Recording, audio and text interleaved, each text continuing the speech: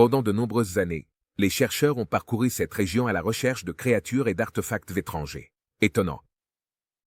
Voici 15 découvertes aux Philippines, qui ont laissé les scientifiques stupéfaits. Numéro 15. Homo risonensis. Pendant de nombreuses années, les scientifiques se sont efforcés de reconstruire avec précision l'arbre de l'évolution humaine. Au fur et à mesure que nous découvrons des fragments de notre histoire ancienne, cet arbre en ligne droite a vu pousser de nouvelles branches, ajoutant à la richesse des découvertes que nous avons pu mettre en lumière de notre passé non documenté. De Nardewaticus à Homo sapiens, notre chemin pour devenir l'espèce la plus élevée de la Terre est assez compliqué. Récemment, les scientifiques ont découvert une autre branche inconnue de cet ancien arbre. En explorant la grotte de Callao, aux Philippines, les chercheurs ont découvert des dents et des os d'une nouvelle espèce humaine, qui était restée cachée pendant des milliers d'années. On pense que cet hominidé de petite taille, connu sous le nom de Homo risonensis, a vécu sur l'île de Luso, il y a entre 50 000 et 67 000 ans. Cela ne remet pas seulement en question la vision conventionnelle de l'évolution humaine, mais soulève également la question de savoir quand et comment les êtres humains ont commencé à vivre dans les îles Philippines. Les restes utilisés pour cette identification comprennent un total de 7 dents et 6 petits os. Cette découverte a suscité une grande excitation dans la communauté scientifique, car elle ajoute une autre couche à l'histoire évolutive, que les chercheurs espèrent mener à d'autres découvertes, qui nous aideront à comprendre la chronologie de l'évolution humaine.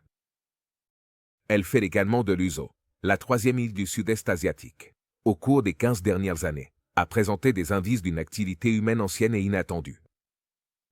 Avant de continuer avec cette vidéo, appuyez sur le bouton d'abonnement et la cloche de notification dès maintenant. Numéro 14. Restes de rhinocéros dépecés. En général, la découverte de restes d'animaux dépecés ne devrait pas susciter trop d'excitation. Mais que se passerait-il si ces restes avaient plus de 700 000 ans, lorsqu'ils ont été recherchés dans la plaine inondable d'une rivière sur l'île de Luzon, aux Philippines, le même endroit où notre découverte précédente a été faite? Les chercheurs ont déterré le cadavre dépecé d'un rhinocéros.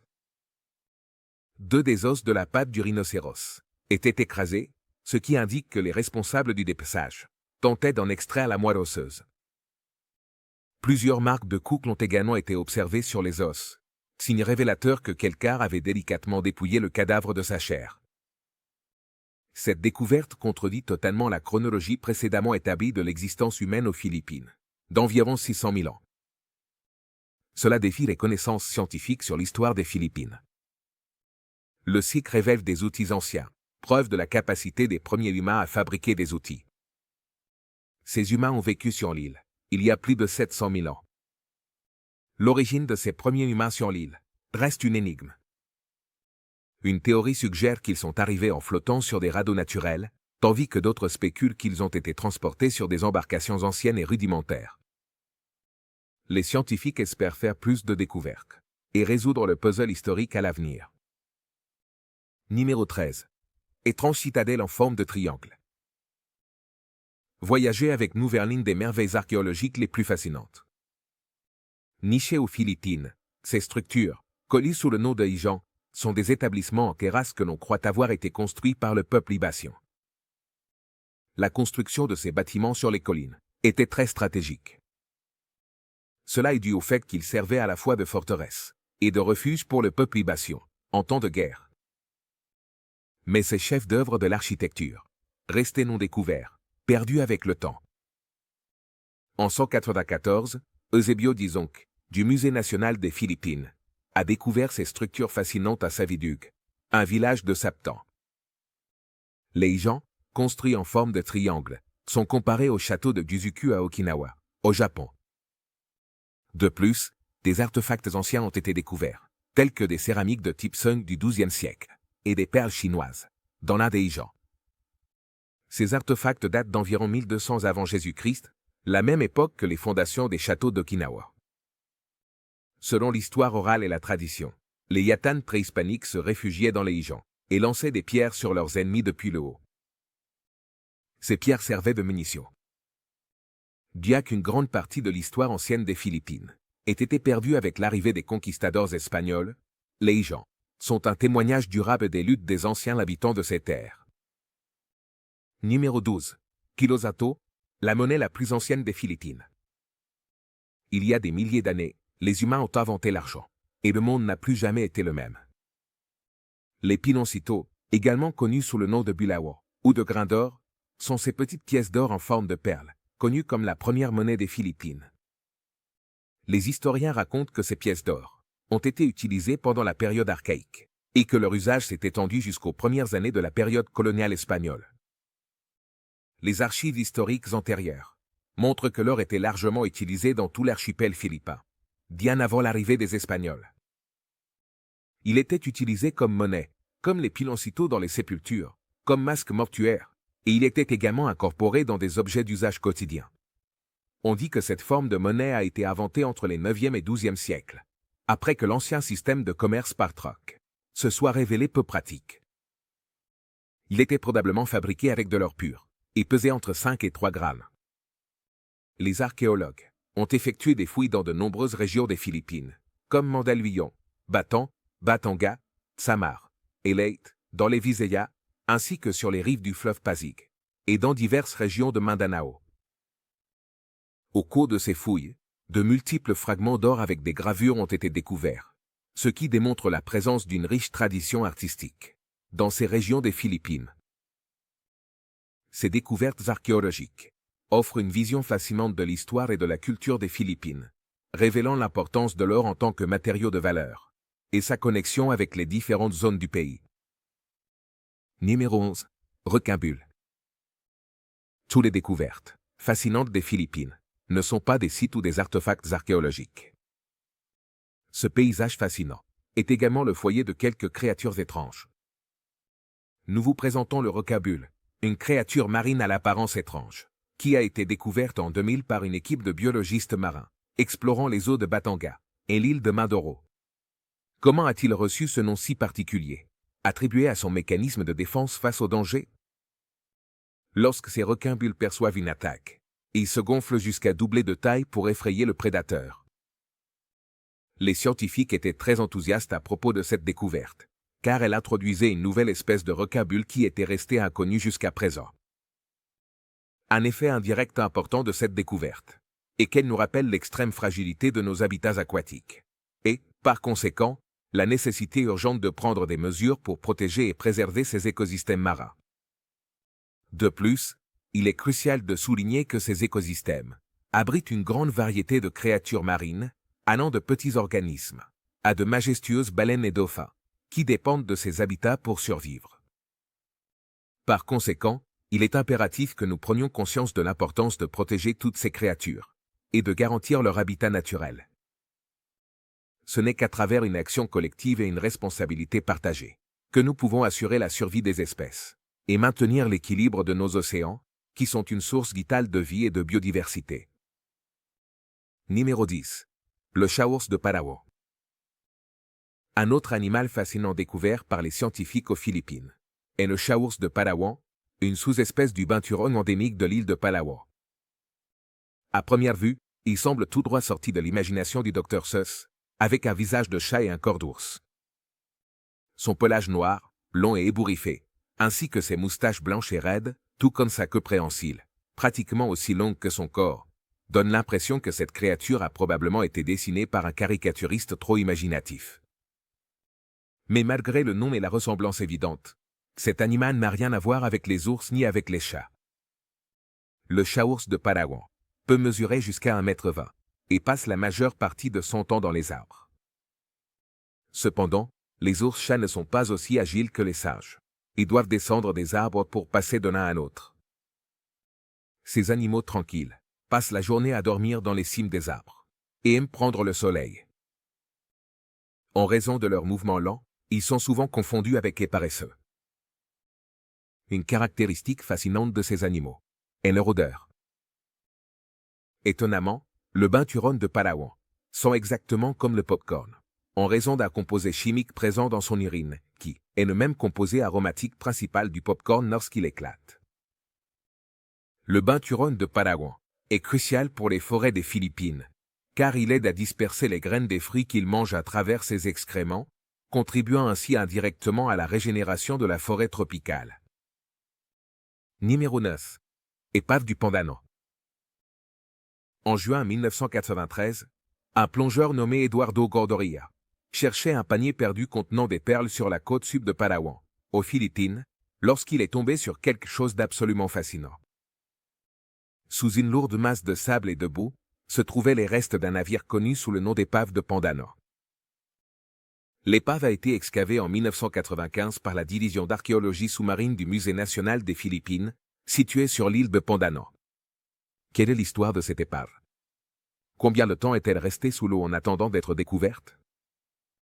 Selon les historiens, le navire était probablement un cargo d'Asie du Sud-Est qui voyageait depuis le Vietnam, ou le sud de la Chine, lorsqu'il a trouvé la mort dans les eaux tumultueuses des Philippines. Les archéologues l'ont catalogué comme le navire commercial préhispanique le mieux conservé, trouvé dans la juridiction des Philippines. Mais ce n'est pas le plus intéressant. À l'intérieur de l'épave, 4722 artefacts ont été découverts.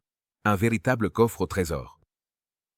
Ces artefacts anciens incluent des pièces de céramique bien conservées, des perles, des chaudrons en fer, des meules, des pièces de monnaie en cuivre, des miroirs, entre autres. On ne peut que se demander quelles circonstances ont conduit au naufrage. Est-ce le mauvais temps? Une erreur humaine? Ou peut-être quelque chose de plus sinistre? De nombreux scientifiques ont plutôt penché pour la théorie du mauvais temps, pour expliquer l'accident. Mais la vérité est que nous ne saurons peut-être jamais ce qui s'est passé ce jour-là, il y a de très nombreuses années. Le numéro 8, les pétroglyphes d'Angono. Bienvenue à l'endroit où se trouvent les œuvres d'art les plus anciennes connues aux Philippines, un lieu qui, pendant des années, a rempli d'émerveillement et d'admiration, tant les archéologues expérimentés que les amateurs. Il s'agit des pétroglyphes d'Angono Binangon, une collection de 127 figures humaines et animales délicatement gravées sur la paroi d'une grotte. Au fil des ans, l'art rupestre nous a ouvert les yeux sur la réalité des premiers humains. À une époque où le langage n'avait pas encore évolué pour devenir le système complexe de communication que nous avons aujourd'hui, il servait de moyen de documentation de l'histoire et de l'expérience du peuple. Les pétroglyphes d'Angono Binangon sont répartis horizontalement sur la paroi de l'abri rocheux et mesurent 25 par 3 mètres. Parmi les 127 dessins inscrits sur la paroi, 51 sont assez distincts, ce qui suggère qu'ils ont pu être réalisés par différents individus ou par une génération différente. En explorant le site archéologique, les archéologues ont également fait une découverte surprenante. En plus des restes humains, ils ont trouvé 8 outils en pierre ancien. Ces outils sont la preuve de l'habileté de nos ancêtres dans la fabrication d'ustensiles pour leur usage quotidien. Parmi les outils trouvés, on compte 2 éclats d'obsidienne, 2 pierres d'église, 2 outils en pierre d'éclat, un herminette en pierre et une pierre. Ces découvertes archéologiques fournissent des informations sur la vie et les activités des personnes qui ont vécu ici il y a de nombreux siècles. Numéro 7. La Tara d'or. Les Philippines sont comme un ancien coffre au trésor rempli d'artefacts divers, beaux et séduisants, qui vous laisseront bouche bée. Regardez la Tara d'or, également connue sous le nom d'image des Agazans, une statuette en or de 21 carats pesant environ 4 kilos et mesurant seulement 7 pouces. Il existe plusieurs histoires contradictoires sur ce que cette figure est censée représenter. Certains disent qu'elle a été faite à l'image d'une bouddhiste connue sous le nom de Tara, tandis que d'autres racontent une histoire différente. Les récits de sa découverte sont également variés, bien qu'il y ait un consensus général sur le fait qu'elle a été découverte en 1917 par une femme Minobo, après Belekopos. Selon l'histoire, la femme se promenait le long des rives de la rivière Wawa, près d'Esperanza en Guzan del Sur, lorsqu'elle remarqua la statuette en or. Elle a alors gardé l'artefact, comme une manica, ou une poupée, jusqu'à ce qu'il soit acquis par Blas Baclagon, alors vice-gouverneur des Agozans. C'est alors qu'il a été surnommé Boao, ni Baclagon, ou hors de Baclagon. Cependant, selon Constancia Giral Ballet, petite fille de Campos, sa grand-mère avait initialement conservé la statuette comme une poupée, mais elle l'a ensuite placée sur l'autel pour son culte, jusqu'à ce qu'elle soit volée et finisse entre les mains de Blas Baclagon, en 1918. La tour d'or est parvenue aux oreilles du Dr Otley Bayer, célèbre anthropologue américain, qui l'a déclaré la découverte la plus spectaculaire de l'archéologie philippine. Faut-il en dire plus? L'ancien artefact est maintenant exposé au musée Field d'histoire naturelle de Chicago. Numéro 6. Paléographe en argent du Bhoutan. Au milieu des années 1970, une équipe d'archéologues du Musée national des Philippines a fait une découverte étonnante à Bhoutan, dans la province des Agazan aux Philippines. Il présente le paléographe en argent de Bhoutan, également connu sous le nom de bande d'argent de Bhoutan. Ce morceau de métal, avec quelques inscriptions, a déconcerté les scientifiques depuis sa découverte, et son énigme perdure encore. Les historiens racontent que cet artefact fascinant a été initialement découvert par des chasseurs de trésors, qui cherchaient des céramiques anciennes et des ornements en or, lorsqu'ils sont tombés sur la bande d'argent à l'intérieur d'un cercueil en bois. Les archéologues ont découvert que ce cercueil en particulier, avec une ressemblance frappante avec de nombreux cercueils du même type des XIVe et XVe siècles. Selon les historiens, plusieurs restes humains ont également été trouvés dans le cercueil, y compris des crânes déformés artificiellement. Mais cette découverte reste entourée d'une aura mystique. Même après toutes ces années, les inscriptions du paléographe en argent butylique restent indéchiffrables, et leur origine a également fait l'objet de nombreux débats. Cette fascinante pièce d'art ancien repose maintenant au Musée national d'anthropologie de Manille, avec ses secrets bien gardés derrière un mur d'histoire perdue et d'écritures oubliées. Numéro 5. Le tissu funéraire de Banton. Le tissu funéraire de Banton, la pièce textile la plus ancienne des Philippines, a été découvert par hasard en 1939. Ce tissu fournit des informations précieuses sur les pratiques funéraires et les techniques de fabrication de textiles aux Philippines à cette époque. C'est un témoignage de l'habileté et de la créativité des anciens habitants du pays. Cette découverte a suscité l'intérêt de la communauté scientifique et a conduit à davantage de fouilles sur l'île de Banton. Les chercheurs espèrent découvrir plus d'artefacts et de preuves de la vie et de la culture passée dans cette région. Le tissu funéraire de Banton élargit notre connaissance de l'histoire et de la culture des Philippines. À l'intérieur de ces cercueils se trouvaient des crânes et des os humains, ainsi que des céramiques bleues et blanches. Le tissu funéraire de Banton est le plus ancien tissu ikat de chêne connu en Asie du Sud-Est. Bien que les motifs de ce tissu soient simples, de nos jours, l'art de confectionner des vêtements avec la technique ikat est devenu un art perdu, ce qui rend cette découverte encore plus passionnante. C'est la preuve d'une ancienne tradition de tissage qui s'est perdue avec le temps, tout comme d'autres artefacts de cette liste. Le tissu funéraire de Banton repose maintenant au Musée national d'anthropologie. Numéro 4. La tortue géante asiatique à carapace molle. Vous regardez une espèce très menacée. C'est une tortue d'eau douce connue sous le nom de tortue géante asiatique à carapace molle.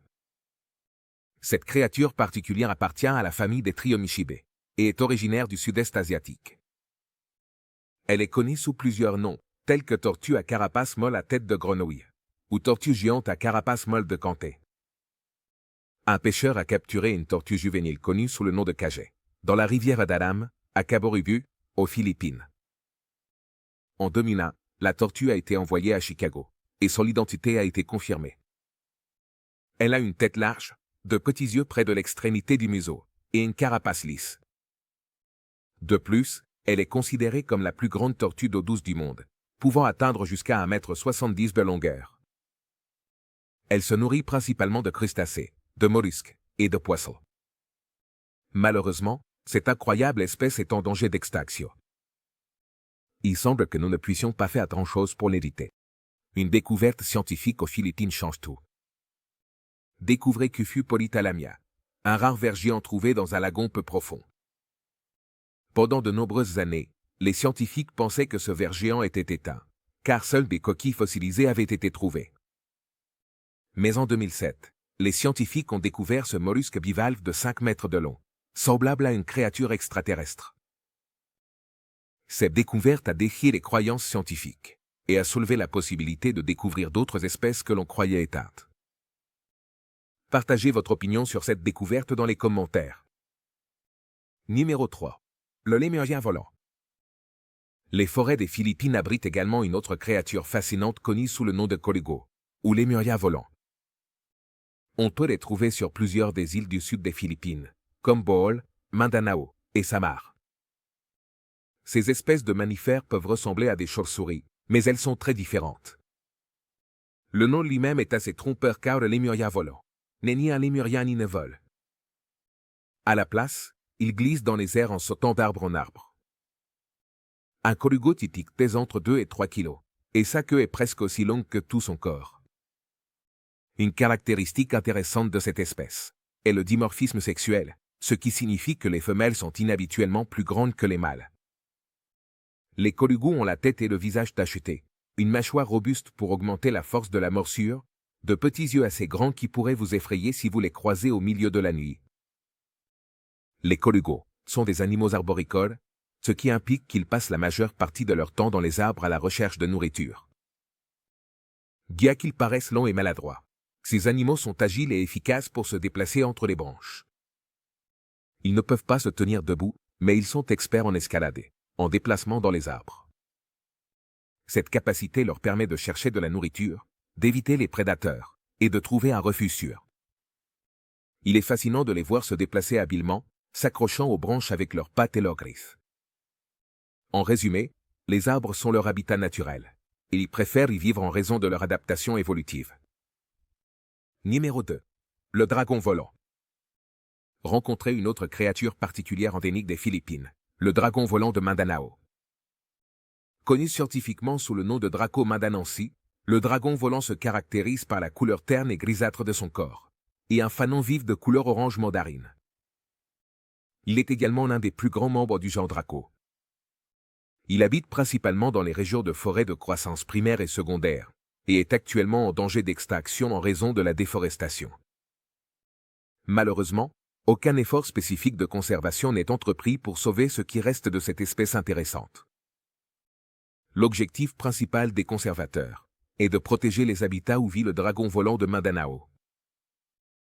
L'une des caractéristiques fascinantes de cette créature est sa capacité à planer grâce à ses côtes allongées, qui sont assez flexibles. Entre ces côtes flexibles, il y a des plis de peau qui reposent à plat contre le corps, lorsqu'ils ne sont pas utilisés. Cependant, une fois que le draco se propulse dans les airs, la peau supplémentaire se déploie, ce qui lui permet de profiter du vent et de s'élever. Ce mécanisme de vol étonnant est une adaptation unique qui permet au draco de se déplacer avec aisance et efficacité dans son environnement. De plus, la peau déployée agit comme une sorte de voile, capturant l'énergie du vent et lui permettant de rester en l'air pendant de longues périodes. Il est vraiment fascinant de voir comment la nature a développé cette capacité incroyable chez le draco. Numéro 1. Nazaréen noir. Enfin, dans notre exploration des découvertes étonnantes aux Philippines, nous présentons le Nazaréen noir. Il s'agit d'une image grandeur nature de Jésus-Christ à la peau sombre portant la croix. La statue se trouve dans la basilique mineure et sanctuaire national du Nazaréen noir à Quiapo, Manille, aux Philippines. Cette pièce d'Arancia a été sculptée par les mains habiles d'un artiste mexicain, dont l'identité reste inconnue. On croit que la statue a été réalisée au XVIe siècle et transportée aux Philippines le 31 mai. Elle a été consacrée pour la première fois dans l'église de San Juan Bautista des Augustins Récollets de Bagumballoninta. De nombreux chrétiens philippins croient que l'image contient des pouvoirs divins spéciaux, et qu'en la touchant, n'importe qui peut recevoir des miracles et des maladies. Que cela soit vrai ou non est sujet à interprétation. L'image représente Jésus sur le chemin de sa crucifixion, et reste l'un des vestiges de la culture chrétienne primitive qui a captivé les Philippins, après la conquête espagnole. Merci de nous avoir regardés. À la prochaine.